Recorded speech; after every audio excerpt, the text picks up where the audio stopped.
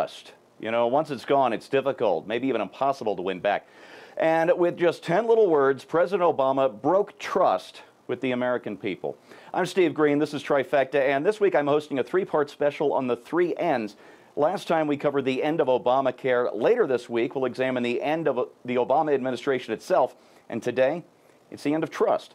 So let's bring on Scott Ott and Bill Whittle and get right to it. Gentlemen, if you like your health plan, you can keep it. 10 little words, plainly spoken, no ambiguity. And yet 5 million Americans have lost their health plans. And as Obamacare's regulations ratchet up in the next couple of years, somewhere between 55 million and 100 million more Americans will lose their health plans. Now, most people aren't aware that those cancellation notices have barely begun. Bill just got his. But already, President Obama has record low approval ratings, in some polls under 40%. Now, Scott, nobody's perfect. We're all fallible beings. Shouldn't we give the president a chance to redeem himself, a chance to win back our trust? And how could he do that?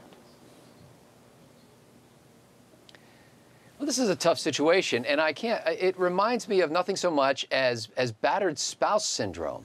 I mean, literally, you have this guy sort of sheepishly tapping on the door one more time and asking if it's possible that he might sleep on the couch tonight, you know, despite the horrible things that he's done to you. And you want to believe him.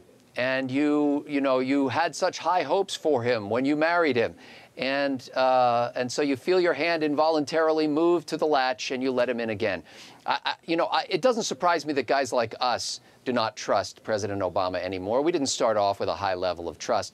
But what's shocking right now is the people who are beginning to awaken and who are, instead of reaching for that latch to unlock it, are actually reaching for the chain to pull it across and make sure he doesn't get back in. It's been a long time coming and about a year late, but I'm glad to see it. All right, Bill, I've said for a couple of weeks now that the real problem comes in two parts. The first part is that Obamacare is broken and that it's breaking the nation. The second part is that because of this breach of trust, Obama no longer has the political clout to fix the thing that he broke. And just like clockwork, here's the Politico story that trust has frayed between Obama and congressional Democrats who are running for the exits away from the president. So here we have the worst piece of legislation since the Democrats and the Whigs gave us the Fugitive Slave Act of 1850. And there's nobody in Washington with trust enough to fix it. What are we going to do for the next 3 years as this disaster continues to unfold and nobody to stop it? Let it burn. What do you want? What do you want me to say? I'm not talking to you specifically, Steve, but seriously, rhetorically, what do you want me to say? We've been talking for 5 years now that this man was a Marxist. He was raised by Marxists. He has nothing but communist friends, Maoist friends, and terrorist friends. We've been saying this for 5 years. America trusted this guy mostly due to the media shield around him, the ability to protect him from bad news, to literally cover up and sit on stories that were detrimental to him, all the while completely demolishing his opponents like Sarah Palin and Mitt Romney as people that cause cancer and shoot wolves out of helicopters. Now the American people have taken twice, they've put their trust in this man. And now for the first time ever, for the first time in 5 years, MSNBC, ABC, CBS, The Washington Post, and The New York Times cannot get between the American citizen and the inside of an insurance company envelope. And for the first time ever, the reality of this guy is starting to hit home to the American people. They voted for their socialism twice.